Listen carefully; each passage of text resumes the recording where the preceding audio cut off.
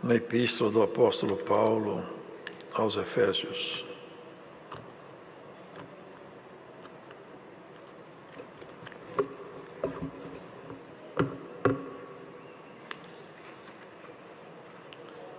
No capítulo 2.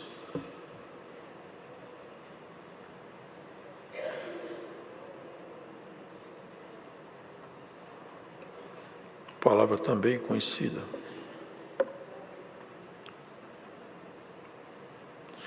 E vos vivificou, estando vós mortos em ofensas e pecados, em que no outro tempo andastes, segundo o curso deste mundo, segundo o príncipe das potestades do ar, do espírito que agora opera nos filhos da desobediência, entre os quais todos nós também antes andávamos nos desejos da nossa carne, fazendo a vontade da carne e dos pensamentos. E éramos por natureza filhos da ira, como os outros também. Mas Deus, que é riquíssimo em misericórdia, pelo seu muito amor com que nos amou, estando nós ainda mortos em nossas ofensas, nos vivificou juntamente com Cristo. Pela graça sois salvos. E nos ressuscitou juntamente com Ele, e nos fez assentar nos lugares celestiais em Cristo Jesus, para mostrar nos séculos vindouros as abundantes riquezas da sua graça, pela sua benignidade para conosco em Cristo Jesus. Porque pela graça sois salvos, por meio da fé. E isso não vem de vós, é dom de Deus. Não vem das obras para que ninguém se glorie, porque somos feitura sua, criados em Cristo Jesus para as boas obras, as quais Deus preparou para que andássemos nelas.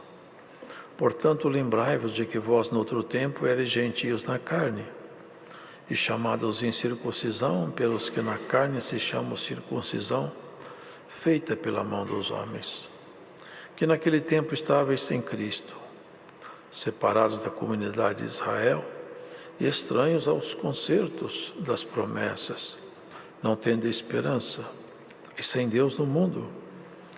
Mas agora em Cristo Jesus, vós que antes estáveis longe, já pelo sangue de Cristo chegaste perto.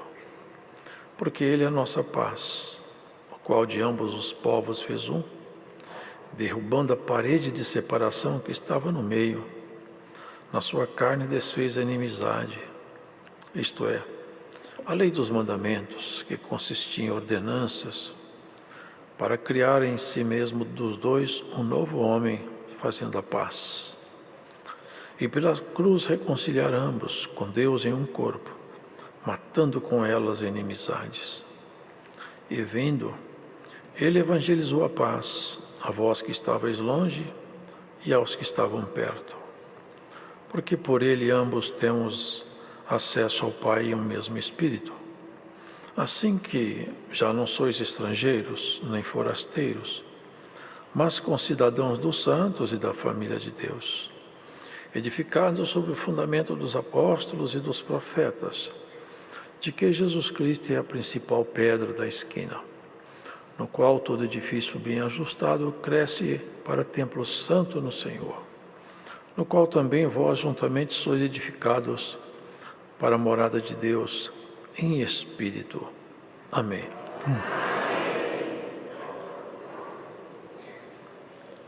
Paulo salienta, ressalta e mostra nessa carta essa obra que transcende tudo que o ser humano pode entender. Uma obra que resgata, que tira da maldição, que troca o destino, que transforma de uma forma tão maravilhosa quem não merecia ser transformado, que perdoa quem não merecia ser perdoado e que ama quem não merecia ser amado. É alguma coisa muito maravilhosa demais, porque nós vemos duas coisas maravilhosas em Jesus: a misericórdia e a graça. A misericórdia é porque nós merecíamos ir para o inferno e nós não vamos. A graça é porque nós não merecíamos o amor nem a salvação. Ele nos ofertou. Portanto, Ele negou a maldição que era nossa e nos deu a bênção que nós não tínhamos. Essa é uma obra que transcende tudo, irmãos. É uma coisa muito magnífica, porque o ser humano, ele não pode entender isso. Um ser natural, ele não entende o seu estado espiritual. É muito grave, ele não consegue perceber isso. Porque ele tem vida no corpo, ele se diverte, ele corre, ele anda, ele compra, ele vende. Ele viaja, ele casa, ele descasa. Ele come, ele bebe. Ele joga.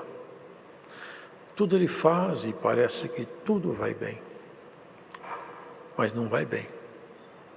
Porque Paulo chama atenção de uma forma tão objetiva e tão forte. E fala isso para todo ser humano. Vós, estando vós mortos em ofensas e pecados. As ofensas e os pecados que ele se refere são as práticas que o ser humano se dá a elas no dia a dia. Porque o homem peca todo o tempo. E o pecado, ele não tem mais a consistência, nem o cheiro de pecado para eles. Eles não percebem mais isso. Mas quem está nessa circunstância, nessa situação, vivendo o mundo, sem a vida espiritual, aqui está bem claro, estão mortos. Estão mortos. Eles não estão vivos. E não é pesado isso demais? É isso que está escrito aqui. E nós também andamos assim no outro tempo. Quem somos esses que andamos? Todo ser humano, antes de Cristo encontrar com ele fazia parte dessa multidão de cadáveres que respiram, que falam, que correm, que compram. São mortos. Por isso que Salmos escreve assim, a palavra de Deus em Salmos. Prestem atenção nisso, queridos. Na mansão dos mortos, ninguém louva a Deus. E ele completa, nem aqueles que descem ao silêncio. Vocês entendem isso? O mundo é uma mansão de mortos. E os que morrem já não podem louvar mais. É um estado deplorável. E o grande problema é que não pode ser visto. Só tem uma forma do ser humano perceber o estado grave da sua situação. É quando a misericórdia de Deus, acompanhado da graça, encontra-se com o ser humano e ele percebe a sua situação. Então ele se arrepende e aceita e pede a Jesus perdão dos seus pecados e confessa Jesus como seu único, pessoal e suficiente Salvador. Nesse momento, rompem-se as amarras que prendem o homem e a mulher ao pecado, e ele vai ser livre, porque o ser humano não é livre. Nem os judeus estavam livres, eles acharam que eles eram livres. Jesus falou assim: se o Filho vier e vos libertar, vós verdadeiramente sereis livres. Eles se sentiram ofendidos. Disseram assim: como isso? Nós temos por pai Abraão, nunca fomos escravos. O Senhor estava se reportando à escravidão do pecado. Eles achavam que eram livres, mas não eram livres. Os homens acham que são livres, eles não são livres. São servos do pecado, porque o pecado, ele é exigente. Uma vez que o homem e a mulher praticam o pecado, ele todo o tempo reclama novas práticas. É uma escravidão. Alguém pode dizer: eu não mato, eu não roubo, eu não faço um negócio mal feito, eu sou pai de família, eu sou mãe de família. Ótimo. Mas se for andar na esfera nossa, do nosso relacionamento com o mundo e com Deus, quem não tem o Espírito Santo, vai chegar um momento que ele começa a aparecer então os problemas. E aí é o relato da morte. Foi por isso que Jesus Cristo veio aqui. E é isso exatamente uma visão que nós temos agora por causa de Jesus Cristo. Senão nós não teríamos também. Em que no outro tempo andastes, segundo o curso deste mundo. Você sabe o que é o curso deste mundo? É que o mundo oferta. Alguém vai dizer, eu não frequento baladas, eu não mato, eu não roubo. Mas irmãos, note isso. A palavra fala, quem tropeça no mandamento, tropeça em todos. Tem os crimes grandes, claro. A grande maioria não está inclusa nos grandes crimes. Mas os pequenos, vários deles, vão contaminando e a pessoa está morta. Por isso que ele fala, andando segundo o curso deste mundo, segundo o príncipe das potestades do ar. Vocês percebem isso? Ele está dizendo que autoridades que andam na terra, na atmosfera, do espírito que agora opera nos filhos da desobediência. Ele está dizendo que existe autoridade nos ares do mundo e que essas autoridades, elas fazem as pessoas se inclinar à prática do pecado e elas mesmas se alimentam desse pecado. E esses tais se tornam filhos da desobediência. Desde que Adão pecou, a prática do pecado foi instalada na terra, irmãos. Entre os quais todos nós também antes andávamos nos desejos da nossa carne. A nossa carne tem desejos, e os desejos da nossa carne não são bons. Eles precisam ser refreados, eles precisam ser contidos, fazendo a vontade da carne e dos pensamentos.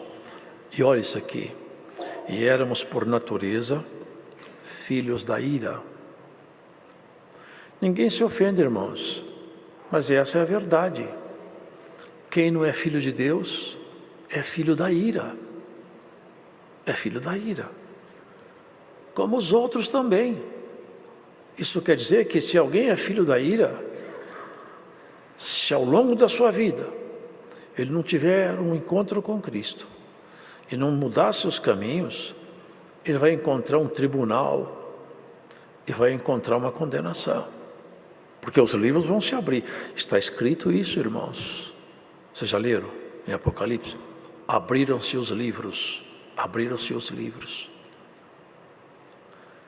E depois fala, e abriu-se o livro da vida. Então, são duas situações distintas. Os livros e o livro da vida. Os livros vão ter as nossas histórias. O livro da vida tem a relação daqueles que foram salvos por Jesus Cristo. Deixaram de ser filhos da ira e se tornaram filhos de Deus. Por isso ninguém nesse mundo, ninguém pode dizer que ele é filho de Deus, senão por Jesus Cristo. O único filho de Deus, legítimo, que nasceu aqui, o nome dele é Jesus, também chamado de Emanuel, Deus conosco. Nós nascemos debaixo do ambiente de pecado, e o pecado está em nós desde a infância, ainda que não manifesto. Por isso que a criança não é imputado o pecado dela. Jesus falou, deixai vir as minhas criancinhas, porque das tais é o reino dos céus. Ele fala assim, das crianças de peito eu tiro perfeito louvor, porque nelas o pecado não manifestou-se como Senhor, mas no ser humano adulto todo já foi manifesto. E é isso que nós temos que voltar a ser, uma criança outra vez, no nosso sentimento, no nosso pensamento. Aquele que não se fizer como criança não verá meu reino. Nós temos que nos fazer criança, não no entendimento, mas na malícia. E Paulo estava exatamente mostrando a estrutura do poder que está aí. O que está governando o planeta, quem anda nos ares e como o ser humano está depravado, desqualificado. Ele faz coisas horríveis e já não se arrepende mais. Mas Deus, que é riquíssimo em misericórdia, pelo seu muito amor com que nos amou, estando nós ainda mortos em nossas ofensas, nos vivificou juntamente com Cristo. Nós somos salvos pela graça. Ninguém se salva se não for por Jesus. Tem pessoas que acham que vão se salvar porque filiaram a ordens secretas em que promete salvação. Irmãos, ninguém se salva se não for por Jesus. Não tem ordem secreta, não tem metafísica, não tem estudos paralelos. Nenhum mestre, ninguém pode levar um homem até as moradas de Deus. E ele falou tão claro que ele disse: ninguém vem ao Pai, porque o Pai estava nele. Ninguém vem ao Pai se não for por mim. Eu sou a porta de entrada. E disse mais: todos que vieram antes de mim são ladrões e são salteadores. Eu sou o único caminho. Eu sou o caminho, a verdade e a vida. É o único jeito, é Jesus. Então nós temos que afinar com Ele a nossa história. Quanto mais afinado eu estiver com Jesus, mais feliz eu vou ser. A bem-aventurança, que é uma palavra que é muito usada na Bíblia, bem-aventurança quer dizer portador de uma felicidade celestial. E eu sou feliz, porque eu sinto Jesus em mim. Essa é a proposta, você é feliz, porque você sente a vida de Deus em você. De outra sorte, você seria uma pessoa morta. As pessoas estão aí vivendo, mas eles não sabem. Só existem dois caminhos. E o caminho muito largo, e a porta é muito larga, ele consegue andar de qualquer maneira por aí, não tem problema. Mas no caminho espiritual, o caminho é apertado, e a porta é estreita. Não se anda de qualquer jeito. Isaías, pelo Espírito de Deus, ele viu esse caminho e falou assim: haverá um caminho alto, cujo nome é salvação. Nem os doidos errarão esse caminho. Olha que interessante. Mas não será para todos, será para os caminhantes. Vocês entendem isso aí? Esse caminho chamado Jesus não é para todos, mas é para aqueles que aceitam o sacrifício dele na cruz e confessam que não são daqui, porque ele mesmo falou: eu não sou daqui e vocês também não são mais daqui.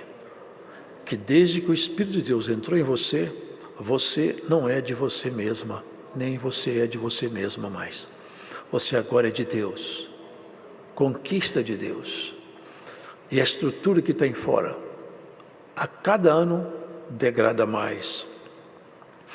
E aqui ele fala uma palavra que foi muito mal interpretada por alguns naquela época.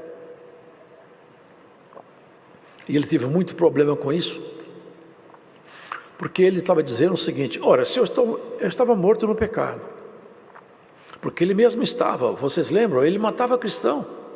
Estevão, aquele homem santo, diácono, não é? Que viu o céu se abrir, viu Jesus à direita de Deus. Olha que santidade tinha esse homem. Paulo falou: quando eles matavam Estevão, eu estava lá e eu mandava matar, eu era testemunha contra Estevão. Então ele estava morto também. É por isso que ele usa o nós, e nos ressuscitou. Ele considera essa mudança tão maravilhosa, que um morto, quando volta a viver, é porque ele ressuscitou. E ele fala: eu espiritualmente era um morto, e todos que estão na terra são mortos, mas quando a palavra entra em nós e acreditamos, o Espírito de Deus vem fazendo morada em nós, e nós ressuscitamos. Mas não a ressurreição do último dia, essa ainda não, essa ainda não veio, essa virá. Por quê? Sois salvos pela graça. A graça de Deus capacita o ser humano, capacita a fazer coisas que ele nunca aprendeu, capacita ele com dons maravilhosos, com estrutura, com autoridade e com coragem. Paulo mesmo falou: eu não sou nem digno de ser chamado apóstolo, porque eu me considero como um abortivo, porque ele foi o último. Mas ele fala assim: eu sou o menor de todos, mas eu vou falar para vocês uma coisa: eu trabalhei mais do que todo mundo. Ele não estava se vangloriando, não. Ele estava expondo uma verdade, e ele explica por quê. Todavia não eu, não Paulo, o homem, mas a graça de Deus que está comigo. Eu trabalho mais do que todo mundo, porque me foi dada uma porção magnífica da graça, e essa graça me capacita ao trabalho espiritual. E se todos nós aqui estivéssemos imersos com mais porção da graça de Deus em nós, estaríamos muito mais capacitados a enfrentar as nossas dificuldades. Nos ressuscitou para mostrar nos séculos vindouros as abundantes riquezas da sua graça, pela sua benignidade para conosco em Cristo Jesus. Porque pela graça sois salvos por meio da fé, e isso não vem de vós, é dom de Deus. É muito claro, né? Somos salvos pela graça. Por meio de quê? Da fé. A única contrapartida minha na salvação é eu crer que Jesus é o Filho de Deus e aceitá-lo como meu pessoal Salvador. Se creres de todo o teu coração, será salvo. É pouco demais o que o Senhor pede, e foi grande demais o sacrifício dele. E crer em Jesus, irmãos, não é acreditar que existe um homem na história de Israel chamado Jesus, porque também todos sabem que existia um homem chamado Herodes, e nem por isso há mudança na sua vida por conhecer Herodes, historicamente. O Jesus não é o Jesus histórico só, é a missão dele, é a personalidade, é a pessoa dele. Jesus, esse homem me representou na cruz, e Deus estava nele, me perdoando na sua obra. E eu creio que Deus estava em Jesus, me perdoando, e creio que na cruz dele a minha conta foi paga. E eu vou viver agora no padrão de Deus, não segundo os espíritos que atuam nos ares. Eles não vão me governar mais. Não vou andar mais pelo sentido e inclinação da minha carne, nem pelos meus pensamentos. Eu vou andar agora com a mente de Cristo implantada em mim. Está escrito, vós tendes a mente de Cristo. Se a mente de Cristo estiver em nós, o mundo não governa os nossos sentimentos. Nós teremos outras inclinações. Não vem das obras. Ninguém se salva por obras. Mas não se enganem. As obras não levam ninguém à salvação, mas todos salvos necessariamente têm que ter obras. Porque quem tem obra de treva testifica que ele não tem mais a salvação nele. Porque quem tem salvação tem obras próprias de quem o salvou. Há uma teologia, um ensino aí, que a pessoa pode seguir seu caminho, que ele creu em Jesus um dia, tudo que basta. Nós temos que crer em Jesus todos os dias, perseverar na fé. Quem é amigo de Deus tem obras próprias dele. Por isso que Tiago escreveu, a fé sem obras é morta.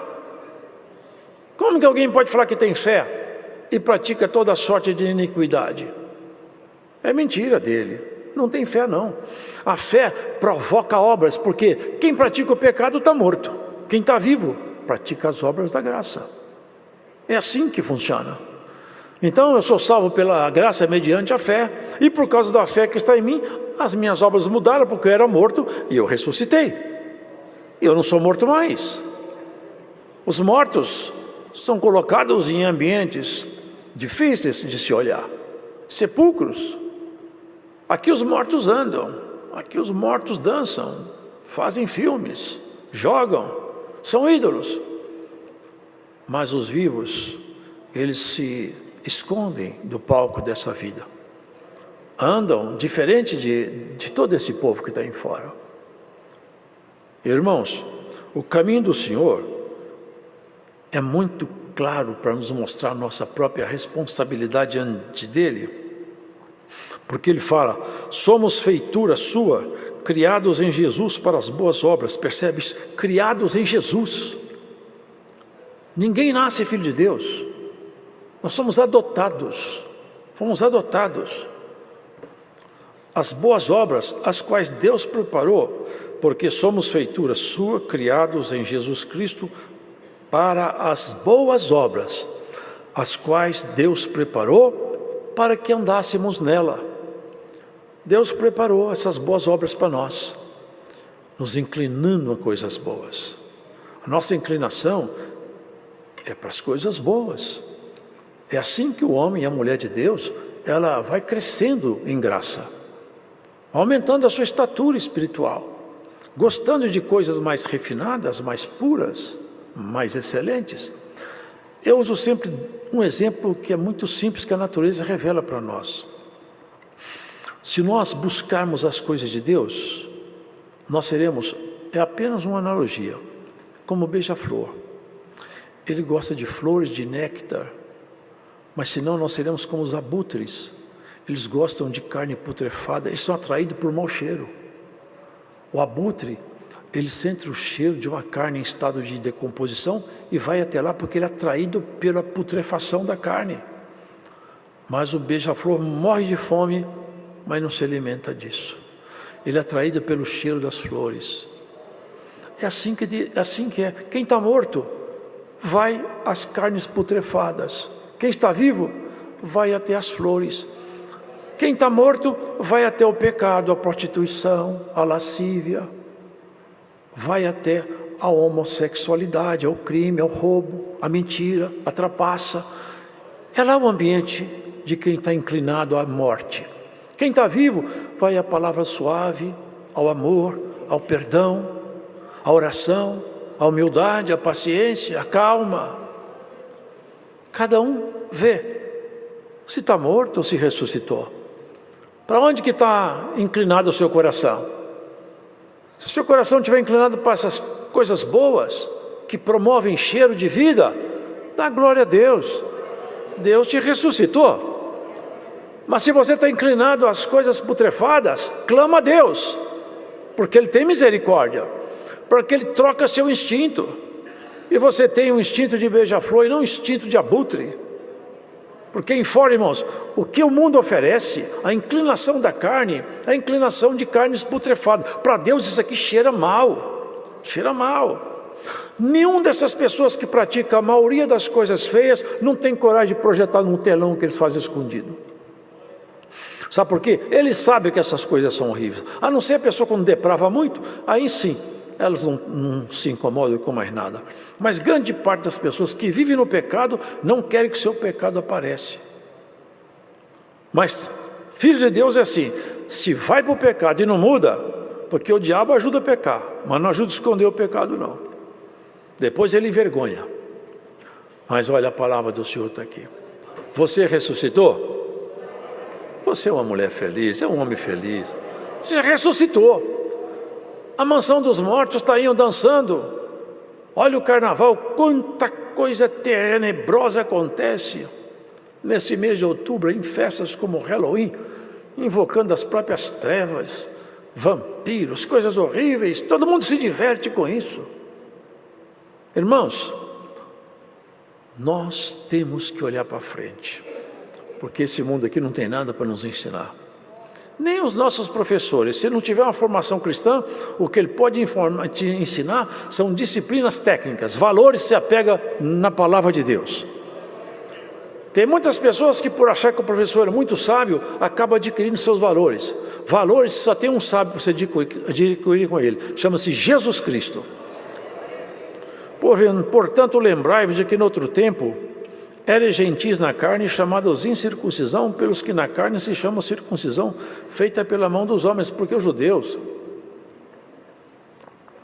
eles se circuncidavam, e eles então começaram a ficar vaidosos, porque eles eram separados dos outros povos. Foi Deus que os separou. Só que eles não tinham obras de quem era separado, e não adianta. Ele falou, nem todos de Israel são israelitas. Porque não tendo obras, era necessário que tivesse as obras da lei. Eles não tinham. Aqui ele fala, irmãos, nós não tínhamos nem sequer a circuncisão, ou seja, nós não éramos nem povo do pacto. Nós estávamos fora de tudo. Não tínhamos a lei e não tínhamos a graça. Nós estávamos na desgraça. É isso que ele está explicando aqui. Que naquele tempo estavam sem Cristo, separados da comunidade de Israel, ou seja, não tinha graça, não tinha lei, estranhos ao conceito da promessa, a promessa feita para Abraão, não tendo esperança e sem Deus no mundo. Mas agora em Cristo, vós que estáveis longe, já pelo sangue de Cristo, chegaste perto. Agora o Senhor, aqui na frente ele explica, quer ver? Porque Ele é a nossa paz, o qual de ambos os povos fez um, e derrubando a parede de separação que estava no meio, na sua carne desfez a inimizade. Vocês entendem isso aqui? Lá no templo de Jerusalém, tinha um muro, e esse muro separava até onde o gentio podia ir, ou seja, o não-judeu. Se ele passasse dali, foi encontrado no século passado um fragmento do muro onde estava escrito isso aqui: se você passar daqui, é o limite de um gentio, você certamente será responsável pela sua morte. É o limite que um gentio podia ir. O gentio não podia entrar dentro do ambiente do templo dos judeus, era o limite.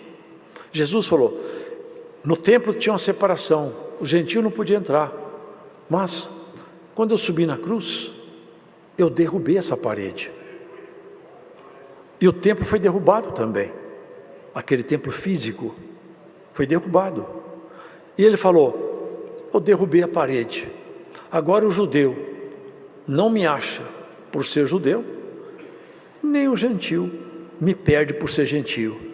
Quem me aceitar, eu faço dos dois um novo povo, que é a igreja. Agora essa questão de ser judeu, ser gentio, perdeu a importância. Importante agora é ser cristão. Essa é a proposta dele. Exatamente por isso que ele foi lá no templo, quando ele foi crucificado, rasgou o véu que separava o santo dos santíssimos e falou, ninguém podia entrar no santuário. Lá no santíssimo, só o sumo sacerdote uma vez por ano. Agora o véu está rasgado.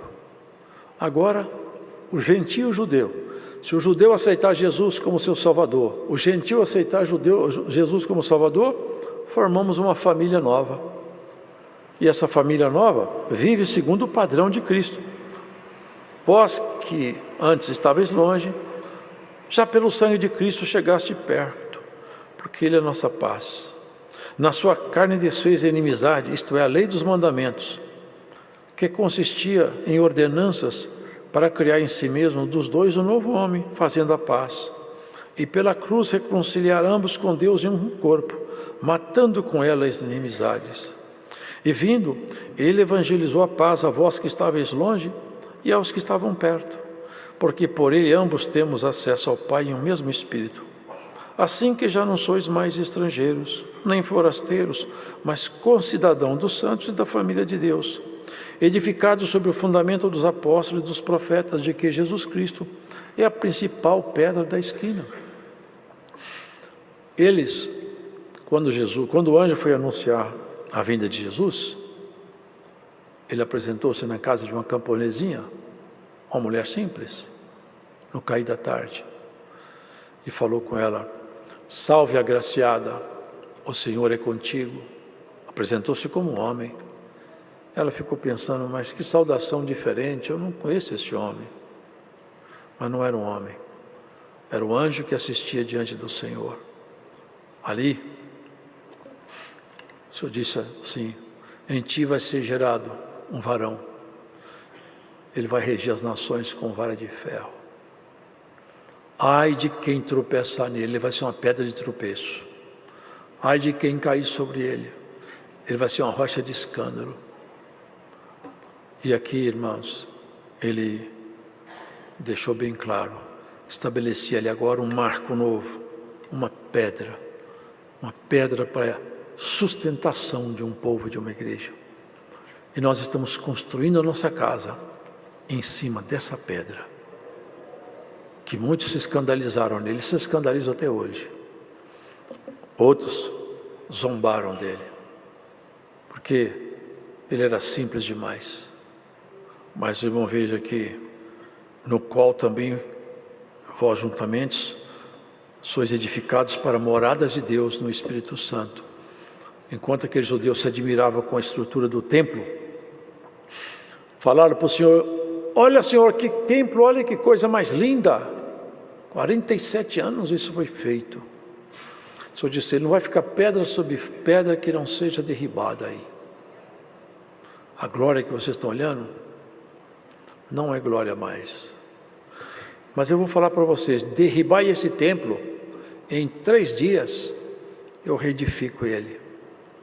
Eles pensaram, mas 47 anos gastou para construir isso? Só vai construir em 3?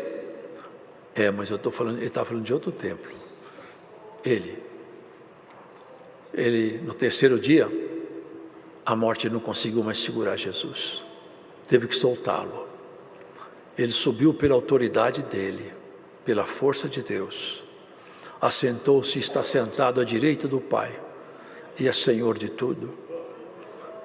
E como ele ressuscitou, ele prometeu, já já eu volto e vou ressuscitar vocês também. Vou tornar vocês todos semelhantes a mim. Essa é a proposta dele. Você está construindo seus valores em cima de uma rocha que não balança, que não se abala. Veja que material você está pondo aí. Tem gente colocando material de segunda na construção dele. Tem uns que colocam material bom demais. Já leu o que está escrito em Coríntios, eu acho? O fogo vai passar aí, vai provar cada obra. Casa de palha, de madeira, vai queimar. Vai ter prejuízo. Mas se estiver em cima da rocha, ainda se salva como que pelo fogo. Mas se você construir uma casa bem boa, vai ser para alguma honra, porque existem 2 tipos de galardões. Um é o que nós vamos receber da mão do Senhor. Bom e fiel servo. No pouco você foi muito fiel. Agora eu vou te dar muito. Tanto quanto você nunca imaginou. Mas fala, aqueles que forem achados nos livros e não no livro da vida, você vai fazer, você merece ficar com tal grau de sofrimento. É cada um gritando mais que o outro. Porque depois que acabar tudo, é um abismo embaixo e a glória em cima. E entre um e outro, ninguém mais muda de lugar. É o povo gritando lá embaixo. Cada um sofrendo no grau que merece. Galardão da iniquidade. Lá em cima, todos glorificados receberão também o galardão da santificação e das boas obras. Quantos naquele dia vão falar como falaram aquelas virgens doidas? Dá tempo, me empresta um pouco do seu azeite. O esposo já chegou, não dá para a gente negociar muito mais. Me empresta do seu, vai comprar na venda, vai na venda. Eu não posso te dar do meu. E a venda é tudo de graça na venda. Pega aqui tudo que você precisar. Essa venda aqui não cobra nada. Enquanto é tempo, encha-se do azeite, encha-se do Espírito de Deus. Porque naquele dia vai ter pranto e vai ter ranger de dente. Mas para nós vai ser um dia de júbilo. Ali há de se ver o grande abismo. E muitos lá embaixo vão amaldiçoar o dia que nasceram. Muitos vão falar, eu estive no meio desse povo. Eu fui louco. Mas o Senhor um dia falou uma parábola. Eu nem sei se é parábola, porque nem fala que é ali. Eu nunca vi parábola ter nome de personagem. Naquela ali tem nome o personagem. Lázaro e o rico. Lá embaixo a coisa estava ruim para Lázaro, hein? Ele estava entre o fogo ardente. Lázaro não, o rico, perdão. E Lázaro no seio de Abraão. Para Lázaro a coisa estava boa. Para rico, aliás, o rico não tem nem nome. O mendigo tem nome, o rico não tem. Porque para o Senhor é assim, quem é dele tem nome. Vocês veem quantas coisas acontecem, né, irmãos? E as pessoas não prestam atenção. Aquele rico tentou sair de lá. Fala para Lázaro, pelo menos põe uma gota de água na minha língua, está muito difícil aqui. Eu falei, não, seu tempo passou. Então deixa eu ir lá falar para meus parentes, para eles verem que esse negócio aqui é sério, não é brincadeira. Não, eles têm a lei, tem Moisés, mas se eles não vão acreditar em Moisés. Não, também não vão acreditar que alguém possa ir dos mortos conversar com ele. O assunto está fechado. Você fica por aqui e Lázaro por lá. Essa é a justiça de Deus. Aqui você pode passar o que você tiver. É tempo marcado para acabar. Na glória, a glória nunca acaba. E lá embaixo, o fogo não apaga e o bicho não morre. Cada um escolhe para onde quer ir. A escolha é nossa. Deus já fez a escolha para nós. A dívida era grande demais, a gente não ia dar conta de pagar. E Deus sabe disso. Ele esteve aqui em Jesus, negociando a nossa dívida. Se você crê em mim, você muda seu jeito. Nasce outra vez e nós ficamos amigos. Sua dívida não tinha pagamento, agora tem, é misericórdia. Você não merecia nada, mas eu resolvi te perdoar. É misericórdia. E já que eu te perdoei, eu vou te dar uma coisa que você também não merecia, que é a graça. Eu vou te capacitar para trabalhar para mim. Que o Senhor nos capacite nessa seara a trabalhar para Ele, sem desanimar. Tudo que você passar aqui, que te fizesse chorar, ficar decepcionado, guarda. Um dia no acerto você vai falar assim: ó, eu vi tudo que você fez. Vamos fazer uns acertos de conta aqui. Os galardões virão. Tudo está dentro do que foi combinado com a gente. O Senhor nunca falou que ia ser muito fácil. Nunca falou. O Senhor nunca falou que você não passaria a prova. Ele falou pelo contrário. Não cuideis que eu chamei vocês para a paz, eu chamei vocês para a guerra. Não uma guerra física, guerra carnal, mas é uma guerra contra essas forças que andam nos ares, governando as pessoas. Eu vim separar mãe de filha, pai de filho, nora de sogra. Vocês já leram isso?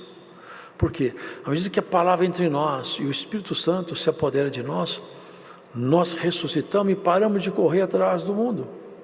E as pessoas que estão em volta de nós, muitas vezes não aceitam e nos criticam, zombam, condenam. E muitos, por não querer ser discriminado, eles vão e fazem acordo com o mundo. Mas bem-aventurado é aqueles que passam o que passar, falam: eu já fiz a minha escolha. Vocês lembram que o Josué falou? Aquele povo era um povo cabeçudo. Josué sabia disso. Fizeram um ídolo no deserto, Josué viu. Moisés ficou muito bravo.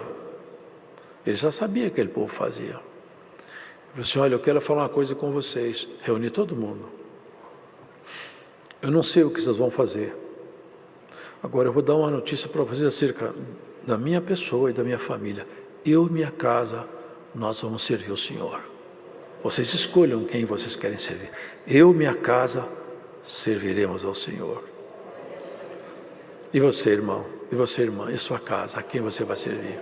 Ao mundo? Aos seus amigos? Ou ao Senhor? Quem fica muito amigo do mundo, perde a amizade com Cristo. Escolha quem você quer ser mais amigo. Deus seja louvado. Agradeçamos a Deus em oração.